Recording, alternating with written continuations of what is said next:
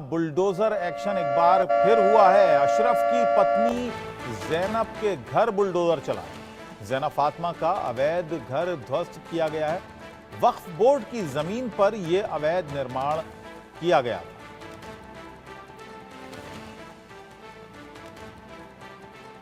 अतीक का भाई, गैंगस्टर अतीक का भाई अशरफ, इसकी पत्नी का ये घर था जैनब फातिमा। उसके घर को जमींदोज किया गया है। बताया जा रहा है कि ये जो घर है ये वक्फ बोर्ड की जमीन पर बना हुआ था, लिहाजा ये निर्माण अवैध था और उसको अब बुलडोजर से गिरा दिया गया है।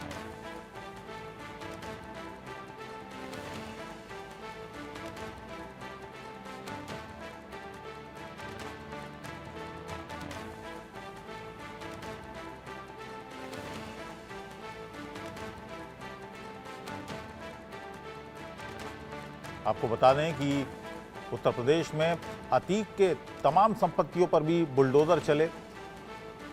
अतीक अशरफ की जो संपत्तियां थीं उन पर बुलडोजर चलाए गए और उनकी हत्या के बाद से ही लगातार बुलडोजर एक्शन जारी है। जैनब और अतीक की पत्नी शाइस्ता, जिनका अभी तक कोई पता नहीं है,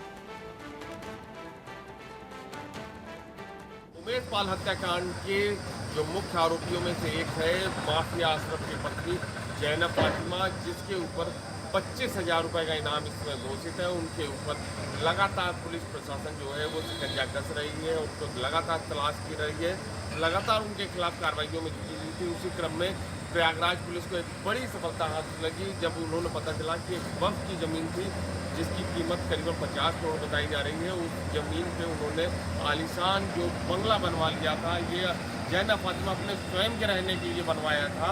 तो उस जो ज़मीन का मकान बना हुआ था उसको ध्वस्त करने के लिए प्रयागराज विकास प्राधिकरण का जो बुलडोजर है वो लगातार प्रयागराज में पहुँच चुका है। पूरा इलाके में ये जो बुलडोजर की जो कार्रवाई है वो आप देख सकते हैं वो शुरू हो चुकी है और प्रयागराज विकास प्राधिकरण और प्रयागराज पुलिस दोनों का ये ज्वाइंटली ऑपरेशन चल रहा है प्रयागराज में। और ये पूरा इलाका है वहाँ पे ये बुलडोजर है। आप देख सकते हैं ये 2 बुलडोजर जो है इस आलीशान मकान को ध्वस्त करने में जुटे हुए। साथ में पीछे की तरफ से एक और है, करीबन 3 ये बुलडोजर जो है वो इस पूरी कार्रवाई में लगे हुए हैं और लगातार प्रयागराज में जो बुलडोजर की कार्रवाई जो है वो अब देखने को मिल रही है और लगातार हो रही है।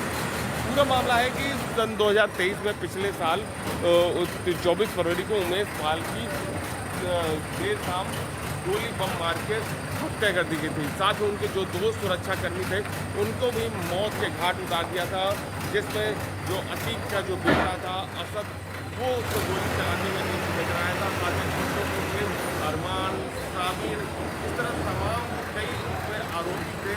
उसमें जो उनके घटनाक्रम में उसका चेहरा उजागर हुआ था। उसी के बाद से जब कार्रवाइयाँ जब शुरू हुई तो पता चला कि अतीक अहमद और अशरफ के इशारे पे ये पूरी घटनाक्रम को अंजाम दिया गया था और अंजाम देने के बाद जो ये सभी जो है वो फरार हो गए थे, जिसके बाद लगातार प्रयागराज में इनकाउंटर देखने को मिला। अतीक अहमद के जो बेटा था और उसके सूत्र गुलाम था उसको पुलिस मुठभेड़ में मार गिराया था। साथ विजय चौधरी, उस्मान समेत कई जो अन्य आरोपी मुठभेड़ में इनकाउंटर में मार गिराया था। लेकिन उसके बावजूद अभी भी उमेश पाल हत्याकांड में जो कई अन्य आरोपी हैं जैसे गुड्डू मुस्लिम है, अरमान है, साबिर है, जैनब फातिमा है, शाइस्ता पनीर जो कि कमल है वो भी फरार है और लगातार प्रयागराज पुलिस जो है वो तलाश में जुटी हुई है।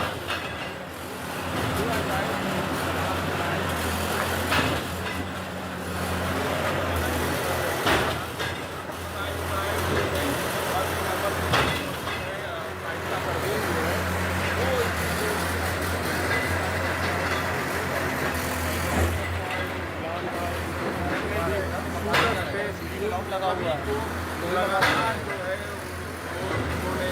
वो गिरा दिया उनके कहने पे ही।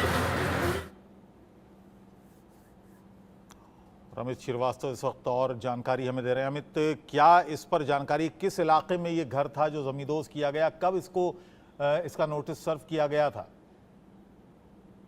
बिल्कुल, ये प्रयागराज के पूर्व इलाके में ये जो घर बना हुआ था, ये आलीशान जो बंगला कह सकते हैं, ये जैनब फातिमा ने बनवाया था। ये अपने रहने के लिए इसने बनवाया था और अभी भी ये निर्माणाधीन था, जिस समय पीछे के हिस्से में भी फिनिशिंग का काम चल रहा था। लेकिन ये जब इसमें जांच पड़ताल के लिए पुलिस को जब पता चला इस बारे में, तो उसने कि पता चला था ये वक्फ की जमीन पे ये कब्जा करके अवैध रूप से बनाया गया था। जिसके बाद अभी कई और घर भी है वहां पे जो उसने और भी बना रखे थे। मेन रोड का, हाईवे के बगल का एकदम ये जो मकान है, इसकी करोड़ों में कीमत इसकी आंकी गई है कि करोड़ों में ये संपत्ति जो है, करोड़ों में जैनी फातिमा।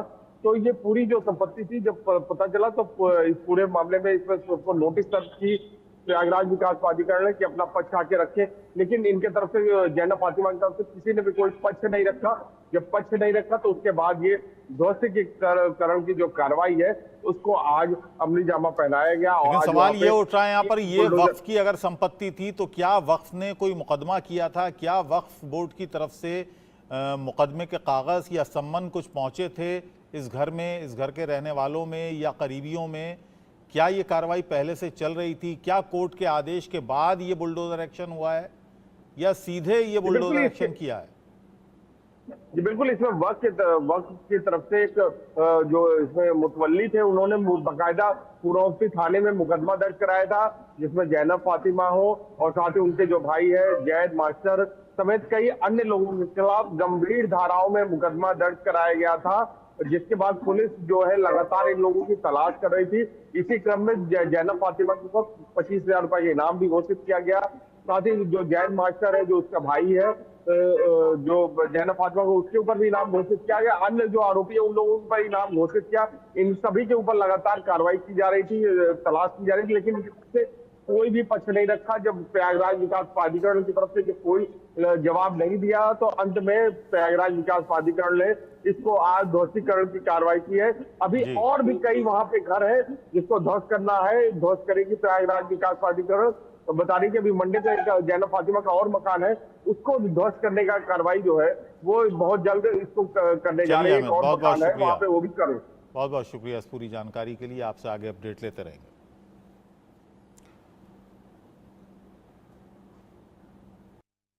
सर, ये वक्त की ज़मीन पे G+1 तल का निर्माण किया गया था। इनको उत्तर प्रदेश नगर नियोजन विकास अधिनियम 1973 के धारा 27 के अंतर्गत दी गई थी और इनको ओनरशिप साबित करने का और मकान की वैधानिकता साबित करने का पर्याप्त अवसर दिया गया, परंतु ये अपनी वैधानिकता प्रस्तुत नहीं कर पाए।